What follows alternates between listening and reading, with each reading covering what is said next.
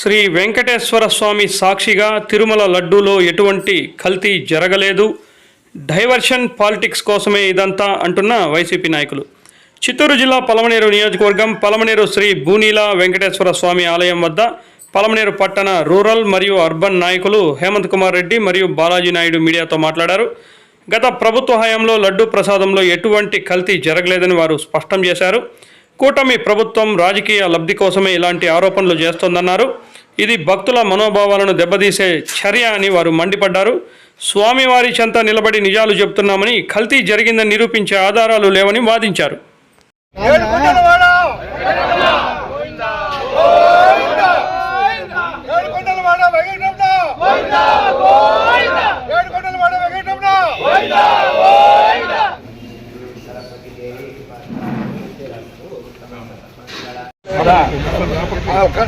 ఒకవేళ జరిగేది వెనకటికి జరిగిందినా మేము కాదనట్లా, ఏ తీర్పు అయినా రాని. కానీ ఈ మార ఒక గుడికి ఆనిచ్చి ఒక బ్యానర్ కట్టేది ఎంతవరకు సబబో?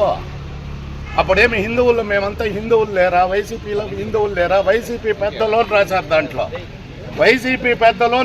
దాంట్లో. ఇప్పుడు ఎంత చంద్రబాబు నాయుడు ఎంత దోచుకున్నాడు? ఆ లెక్కనైతే రూపాయికి ఎకరా అమ్మేసి ఎన్ని వేల కోట్లు ఇచ్చినారు వాళ్ళకి? ఏమన్నా చెప్పునా నువ్వు? మేము మీరు ఈ రోజు తీపించలేదంటే ఖచ్చితంగా రేపు మా బ్యానర్ ఉంటుంది. ఈ రోజు సాయంత్రం లోపల ఈ బ్యానర్ ఉంటుంది. వైసీపీ నాయకులే అందరూ కూడా చెప్తాంనా, ఇది ఏం నా పద్ధతి? మీరు హిందువులు అని అడిగేది, పోయే కాలం దగ్గర వస్తే ఇదే నా వచ్చేది. మీరు హిందువులు అని అడిగేది, అప్పుడేం మిగతా మతాలు కులాలతో పనే లేదా వాళ్ళకి? ఏదైనా గుడి దగ్గర రాజకీయాలు మరి ఎట్లా అడుగుతారా? అది మీరు హిందువులా అని ఎట్లా అడుగుతారు? ఏం అధికారం ఉందనే ఎన్ని కేసులు పెట్టేస్తారు మా పైన? ఇప్పుడు ఎంతసేపు పడుతుంది మాకు చించేదే? ఎంతసేపు పడుతుంది నా చించేదే? అది పద్ధతి? మీరు మాట్లాడండి, సాయంత్రం లోపల తీపించలేదంటే మేము బ్యానర్ పెడతామాడ. పెద్ద ఇష్యూ అవుతుంది ఈడలా, గుడి ముందర పెద్ద గొడవలు జరుగుతాయి, పెద్ద ఇష్యూ అవుతుంది. ఇది స్టేట్ వైడ్ పోతుంది. అందరికీ నమస్కారం. ఓం నమో వెంకటేశాయ. ఓం నమో వెంకటేశాయ. పత్రికా విలేకరులకి నా యొక్క ప్రత్యేక ధన్యవాదములు. ఈరోజు ఈ యొక్క ప్రెస్ మీట్ యొక్క ముఖ్య సారాంశం ఏమిటంటే, ఈరోజు ఆంధ్రప్రదేశ్ ప్రభుత్వం సెప్టెంబర్ 2024వ తేదీన సంవత్సరం తిరుమల తిరుపతి దేవస్థానంలో అపచారం జరిగింది, కల్తీ లడ్డూలో కల్తీ జరిగింది అని చెప్పేసి కూటమి ప్రభుత్వం చంద్రబాబు నాయుడు గారు ఒక అభాండం వైఎస్ఆర్ కాంగ్రెస్ పార్టీ పైన నిందలు మోపడం జరిగింది. దానికి మా అధ్యక్షుడు వైఎస్ జగన్మోహన్ రెడ్డి గారు, అలాగే మాజీ TTD board chairman YV Subbareddy గారు, అలాగే శ్రీ భూమన కరుణాకర్ రెడ్డి గారు దీనిపైన వివరణ ఇచ్చారు. అయ్యా, మా యొక్క ఈ ప్రభుత్వ హయాంలో 2019 నుంచి 2024 సంవత్సరం మధ్య కాలంలో ఎటువంటి కల్తీ జరగలేదు. దీనిపైన మీరు ఎటువంటి విచారణ చేసినా కూడా ఒకవేళ మేము దోషులని తెలిస్తే మేము మీరు ఏ పనిష్మెంట్ ఇచ్చినా దాన్ని స్వీకరించడానికి మేము సిద్ధంగా ఉన్నామని చెప్పడం జరిగింది. కానీ నిన్న సిబిఐ ఎంక్వైరీలో వెంటనే చంద్రబాబు నాయుడు గారు సిబిఐ ఎంక్వైరీ జరిగింది. సిబిఐ ఎంక్వైరీ వేస్తానే వాళ్ళు ఏం చేశారంటే వెంటనే ఈ యొక్క నెయ్యిని ల్యాబ్కి పంపించారు. ఆ ల్యాబ్ రిపోర్ట్లో ఒక వారానికి ముందు సిబిఐ స్టేట్మెంట్ ఇచ్చింది, అయ్యా లడ్డులో కల్తీ జరగలేదు, ఎటువంటి జంతు కొవ్వు అందులో కలవలేదని చెప్పడం జరిగింది. దీనిపైన మా అధ్యక్షుడు చెప్పాడు, దీనికి ముందు కూడా చెప్పాడు ఆయన జగన్మోహన్ రెడ్డి గారు ప్రెస్ మీట్ పెట్టి, అయ్యా మన ఆంధ్రప్రదేశే కాదు ఇతర రాష్ట్రాల నుంచి కూడా నెయ్యి సరఫరా మన టీటీడీకి వస్తుంది. టీటీడీకి వచ్చినా కూడా ఒక్క ట్యాంకర్ నెయ్యి లోపలికి రావాలంటే 4 చెక్ పోస్టులు ఉంటాయి. ఆ చెక్ పోస్టులు అందరూ తనిఖీ చేస్తేనే లాస్ట్లో ఆ యొక్క నెయ్యిని వాడతారు. అంత ఈజీగా గొడ్డు మాంసం కొవ్వు కానీ, పంది నెయ్యి కానీ, చేప నెయ్యి కానీ ఇటువంటి కొవ్వు రాదని చెప్పేసి ఆయన క్లియర్గా చెప్పాడు. కానీ నిన్న సిబిఐ కూడా క్లియర్గా చెప్పేసింది. ఇది ఎందుకు చేస్తూ ఉన్నారంటే ఈ కూటమి ప్రభుత్వం, నిన్న ఒక రైల్వే కోడూరు ఎమ్మెల్యే అరవ శ్రీధర్ ఆయన రాసలీలలో బయటపడింది. దానికోసం ఈయన డైవర్షన్ పాలిటిక్స్ స్టార్ట్ చేసినారు. ఏమిటంటే ప్రజల్ని ఎలాగైనా భయపెట్టాలా, ప్రజలు దృష్టి మరలించాలా. వైఎస్ఆర్ కాంగ్రెస్ పార్టీ తిరుమల తిరుపతి దేవస్థానానికి అగైనెస్టు అనే ఒక దుష్ప్రచారం చేయడం జరిగింది. అయ్యా మేము ఈరోజు చెప్తా ఉన్నాం, ఈరోజు కూడా ఈరోజు కూడా వెంకటేశ్వర స్వామి ఆలయం దగ్గరకు వచ్చి మేమందరూ వైఎస్ఆర్ కాంగ్రెస్ కుటుంబ సభ్యులందరూ పూజ చేసి ఆడ 7 కొండల స్వామి సాక్షిగా ఎటువంటి కల్తీ జరగలేదని మేము మనస్ఫూర్తిగా ప్రమాణం చేసి చెప్తా ఉన్నాం. దయచేసి పలమనేరు ప్రజలందరూ కూడా ఆలోచించాలా, ఎందుకురా వీళ్ళు ఇలా తిరుమల తిరుపతి దేవస్థానం పైన ఈ మాదిరిగా అబండాలు వేస్తూ ఉన్నారనేసి. ఇంకొక ముఖ్య విషయం ఎవరంటే, పలమనేరు గుడిలో వచ్చి ఒక గుడి ముందర కల్తీ నెయ్యి జరిగింది అనేసి వాళ్ళు ఒక బ్యానర్ వేస్తూ ఉన్నారు. అయ్యా మేము ఈరోజు కూడా కమిటీ సభ్యులకు చెప్తా ఉన్నాము, మీరు ఈ బ్యానర్ కానీ ఈరోజు తీయలేదంటే మధ్యాహ్నం పైన మేము కూడా వైఎస్ఆర్ కాంగ్రెస్ పార్టీ మేము కూడా ఒక బ్యానర్ పెడతాం, ఎటువంటి కల్తీ జరగలేదు అనేసి. సిబిఐ రిపోర్ట్ యొక్క వాంగ్మూలాన్ని దానికి అతికిస్తాం. దయచేసి ఇప్పటికైనా ఆలోచించాలా. అందరూ దీనిపైన ఆంధ్రప్రదేశ్ ప్రజలు కాదు, దేశ ప్రజలందరూ కూడా ఆలోచిస్తున్నారు. చంద్రబాబు నాయుడు గారి యొక్క కుళ్ళు కుతంత్రాలు. అయ్యా నువ్వు ఆ రోజు చెప్పిన వాగ్దానాలు ఏమైంది? ఆ వాగ్దానాలు చేయమని చెప్పేసి మేము అడుగుతూ ఉంటాము. ఇంట్లో కూర్చోంటే 50 సంవత్సరాల బీసీలకి ఎంత పెన్షన్ ఇస్తామని చెప్పారు, ఇంతవరకు ఇవ్వాల. ఇంట్లో కూర్చున్న మహిళకు 1500 రూపాయలు ఇస్తామని చెప్పావు, ఇంతవరకు ఇలా. నిరుద్యోగికి 3000 రూపాయలు ఇస్తామన్నావు, ఇంతవరకు ఇవ్వాల. అవంతా ఏమైంది? అవంతా చేయండి. ఇప్పుడు కూడా ఎందుకంటే ఈ డైవర్షన్ పాలిటిక్స్, ఇప్పుడు తల్లికి వందనం ఇప్పుడు ఇవ్వాల. ఫస్ట్ సంవత్సరం ఇవ్వాల, 2వ సంవత్సరం ఇచ్చారు. ఈ సంవత్సరం కూడా దీన్ని ఎగరగొట్టేదానికే ఈ యొక్క డ్రామాలు ఆడుతూ ఉన్నారని నేను మనస్ఫూర్తిగా తెలియజేస్తా ఉన్నాను. ఇకనైనా ఆంధ్రప్రదేశ్ ప్రజలు కళ్ళు తెరవాలనేసి వీళ్ళ యొక్క కుళ్ళు కుతంత్రాలు. జనసేన పార్టీ అధ్యక్షుడు ఆ రోజు ఇంత ఓవరేషన్ చేసినాడు, కల్తీ జరిగిపోయిందని ఆంధ్రప్రదేశ్లో ఉండే మెట్లన్నీ కడిగేశాడు. అయ్యా ఈ రోజు కల్తీ జరగలేదని సిబిఐ చెప్పింది కదా, నువ్వు మళ్ళా పోయి ఆ మెట్లంతా కడగాలనేసి పవన్ కళ్యాణ్ గారు కూడా నేను విజ్ఞప్తి చేసుకుంటూ, నాకు ఈ అవకాశం ఇచ్చిన వైఎస్ఆర్సీపీ కుటుంబ సభ్యులందరికీ మనస్ఫూర్తిగా ధన్యవాదాలు గత 2 రోజులుగా మన ఆంధ్ర రాష్ట్రంలోనే కాదు, భారతదేశ చరిత్రలో ఒక సంచలనాత్మక విషయం మన సెంట్రల్ బ్యూరో ఇన్వెస్టిగేషన్ ద్వారా బయటకు వచ్చింది.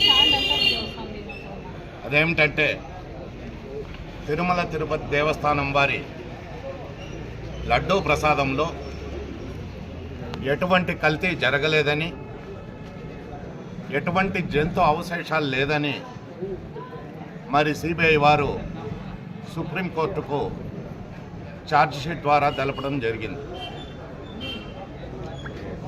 మరి ఈ పరిణామంలో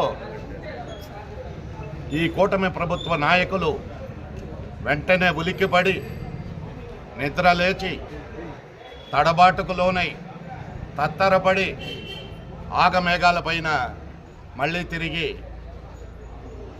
వెంకటేశ్వర స్వామి గుడికి వస్తున్నారు. ఇది ప్రజలు బాగా గమనించాలి. నిన్న మన పలమనేరు పట్టణంలో కూటమి పెద్దలందరూ కలిసి వైఎస్ఆర్ కాంగ్రెస్ పార్టీ వాళ్ళు క్షమాపణ కోరాలి, మీరు తప్పు చేశారు అని చెప్పారు. మేము కాదు తప్పు చేసింది, సిబిఐ యొక్క రిపోర్టు వచ్చిన తర్వాత మీకే అంతర్మదనం మొదలై, అయ్యో మనం తప్పు చేసేసాము, మనము దేవుడి మీద లేనిపోని అపచార ప్రచారం చేసి విష ప్రచారం చేసి మరి ఈరోజు దేవుణ్ణి మనం క్షమించమని అడుక్కోవాలని చెప్పి మీరు వచ్చి వెంకటేశ్వర స్వామిని క్షమించమని కోరారు.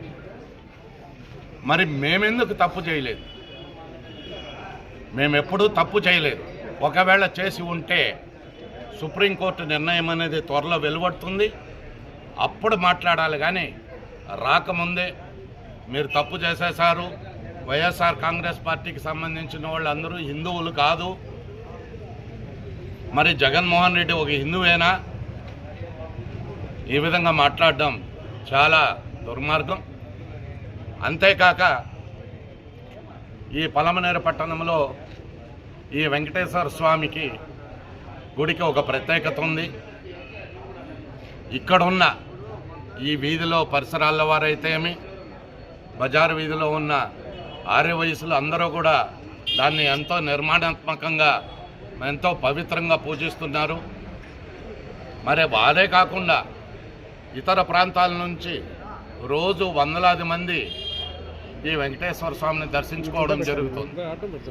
మరి ఇందరి మనోభావాలకు వ్యతిరేకంగా గాలి గోపురం పక్కనే ఒకవైపు సుప్రీంకోర్టు తీర్పు రాకుండానే మీరు ఇది మహాపాపం నిజం అని చెప్పి మరి నెయ్యి కల్తీ జరిగిందని చెప్పి బోర్డు పెట్టడం, ఇది ప్రజల మనోభావాలను దెబ్బతీయడమే. ఈరోజు మాకు పెద్ద పనేం కాదు.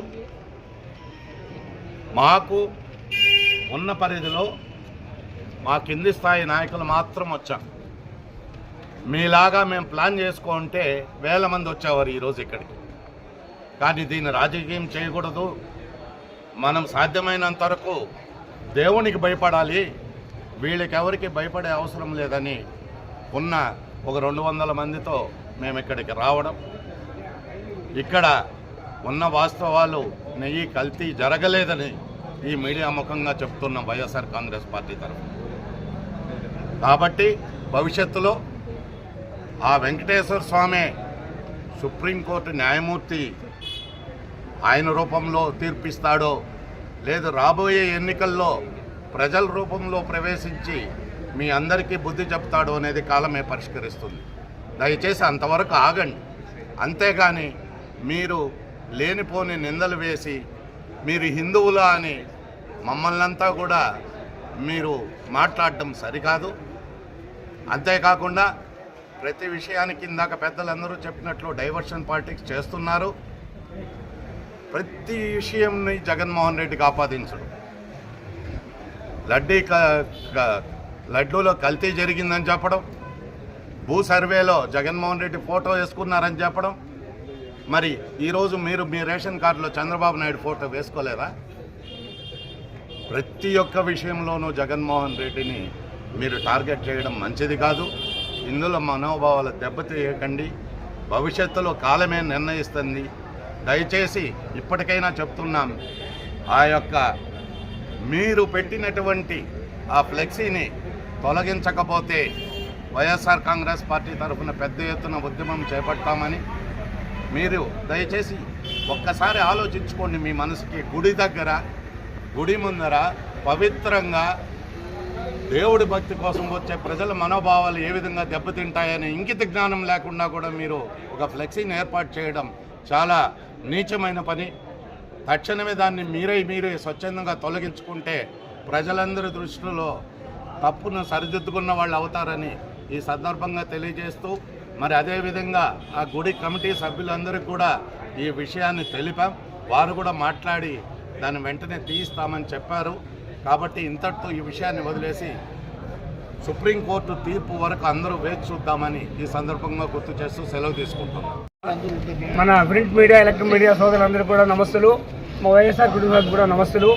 మీకు అందరికీ తెలుసు, ఇక్కడ ప్రభుత్వం మారిన తర్వాత వైవి సుబ్బారెడ్డి గారు టీటీడీ బోర్డు దిగిపోయిన తర్వాత కొన్ని ఆరోపణలు వచ్చి కల్తీ జరిగిందనేటువంటి విషయాన్ని ఇచ్చేసి దానిపైన ఆగమేఘాల పైన సిట్ ఏర్పాటు చేసిన రాష్ట్ర ప్రభుత్వం. అయితే సిట్ అంటే అది సహజంగానే రాష్ట్ర ప్రభుత్వ అధీనంలో ఉంటుంది, ఏకపక్షంగా ఉంటుందని దానిపైన ఇదైతే సుప్రీంకోర్టు సాక్షాత్తు దేశ అత్యున్నత న్యాయస్థానం సుప్రీంకోర్టు ఇంటర్వ్యూన్ అయ్యి సిట్ ఒకటి కాదు, సిబిఐ అయితే జాయింట్ కమిటీ వేద్దాము, ఎంక్వైరీ చేసి సిబిఐ అయితే జాయింట్ కమిటీ వేసింది.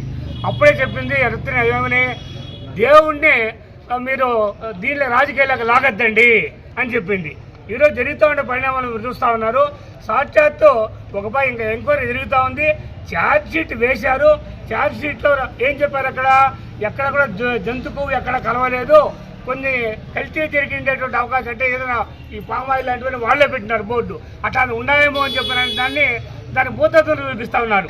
రెండోది ఏంటంటే సహజంగా మనం చూడాల్సింది దేశంలోనే అత్యున్నతమైనటువంటి డైరీ నేషనల్ డైరీ బోర్డు ఇది ఉంది ఇక్కడ గుజరాత్లో, సాక్షాత్ ప్రధానమంత్రి యొక్క స్వరాష్ట్రంలో ఉంది. దానికి శాంపుల్స్ పరిశీలించినారు. అదేవిధంగా ఇంకొన్ని దానికి పంపించినారు. వాళ్ళంతా ఏం చేసినారు, ఎక్కడా కల్తీ జరగలేదు అని తేల్చి చెప్పినారు. దాన్ని మసిపూసి మారేడుకాయ చేసి అనవసరంగా రాద్ధాంతం చేసి ఈరోజు ప్రపంచమంతా కూడా ఈరోజు మీరు మీడియాలో వాటిలో చూసుంటారు.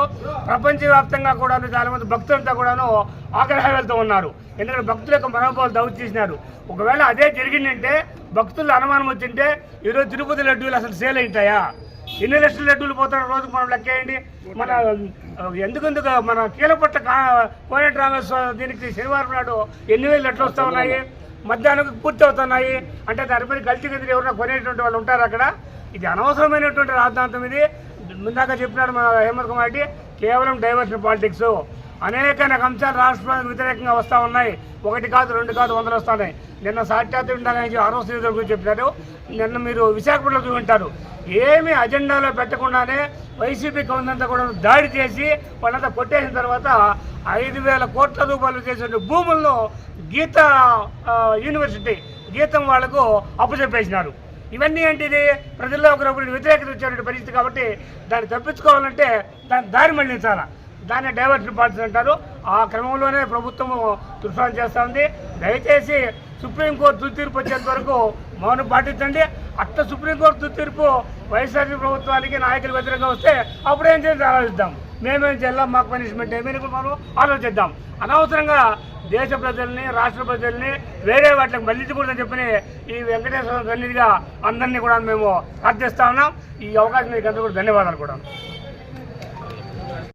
మనం పలమనేరు పట్టణంలో ఈ వెంకటేశ్వర సన్నిధిలో ఈరోజు రావడానికి కారణము అనవసరమైన హిందువుల మనోభావాలపైన హిందువులపైన నీచమైన ఆరోపణలు చేస్తున్నారు.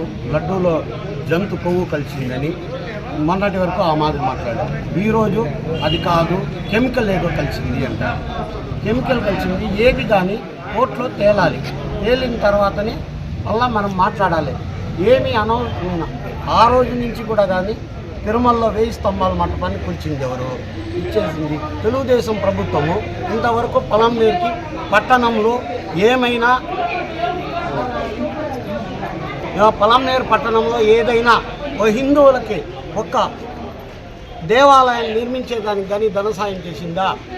ఆ రోజు దిగంవంత డాక్టర్ వైఎస్ రాజశేఖర రెడ్డి గారు పలమనేరు పాతపేటలోని వేణుగోపాల స్వామి గుడిని పునర్నిర్మాణానికి ధన సాయం చేసి ఆ గవర్నమెంట్లో అది చేశారు. అలాగే ఇదే బజార్ వీధిలో ఉండే సీతారామయ్య గుడి కూడా పునర్నిర్మాణం చేసింది డాక్టర్ వైఎస్ రాజశేఖర రెడ్డి.